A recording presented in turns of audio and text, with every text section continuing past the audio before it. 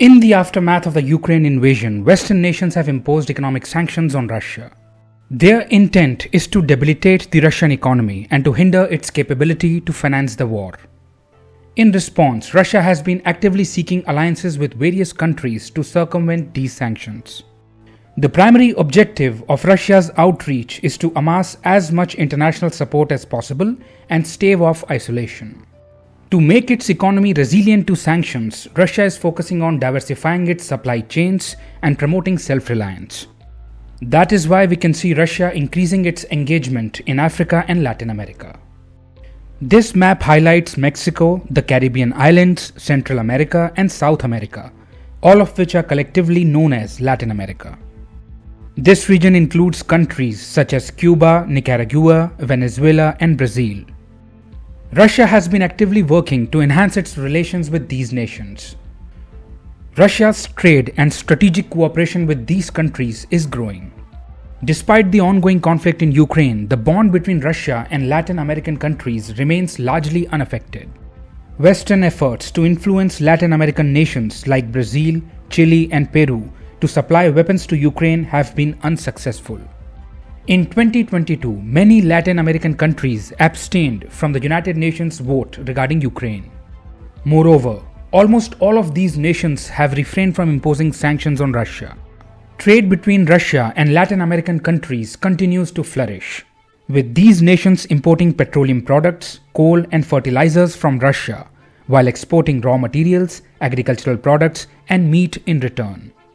Recently, BRICS grouping has expanded to include Argentina from the Latin America region. Brazil is already a BRICS member. Mexico, Argentina and Brazil are significant trade partners of Russia in the region. Russia aims to challenge the US-dominated financial system by collaborating with like-minded partners. In the civil nuclear energy sector, Russia engages with countries such as Brazil, Cuba, Chile and Paraguay. Bolstering military cooperation is a cornerstone of the Russia's strategy in Latin America. Given the expansion of NATO, which has brought the US to the Russia's doorsteps, Russia is developing close military ties with Latin American countries to increase its presence near the US.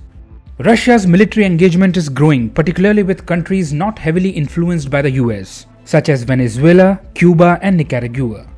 For instance, Russia aims to establish a permanent military presence in Cuba. Historically, Cuba has served as a base for Soviet intelligence gathering in the US neighborhood. Russia and Cuba have inked an agreement on military cooperation and intelligence sharing. Cuba is a strategic asset for Russia in the region. Russia is seeking to deploy its military assets by gaining access to ports and airfields in Latin America. The aim is to increase its military footprint in the Western Hemisphere, thereby sending a strong message to the US through power projection. The strategy is reciprocal. If the US expands its presence in Russia's vicinity through NATO, Russia will respond by increasing its presence in the US backyard.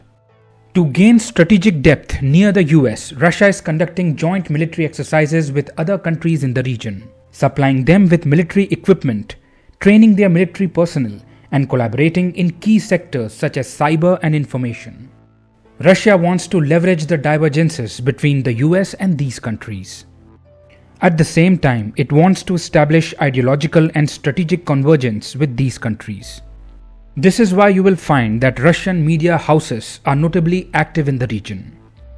They play a significant role in fostering a pro-Russian and by default anti-US narrative among the local population.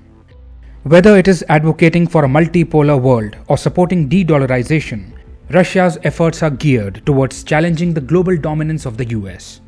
In fact, the US has accused Russia of running a disinformation campaign in Latin America.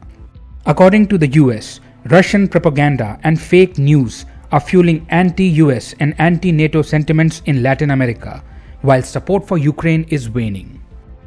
The advent of social media has made it easier to manipulate public opinion. Strengthened relations between Russia and China could pose a challenge to US interests. As China continues to rise, the transition from a US-led unipolar order to a multipolar order is accelerating. Over recent years, China's trade and investment in Latin America have seen significant growth. Together, Russia and China have the potential to bolster political, economic, and security ties in the region. This can be done particularly by influencing leaders with communist and socialist leanings, thereby leading to a rapid erosion of the US clout in the region. The independent foreign policy stance of Latin American countries does not align with the interests of the US. The popularity of the US is declining in the Latin America region.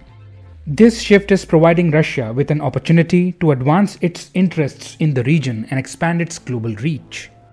In a sense, we are witnessing a resurgence of the Cold War tactics.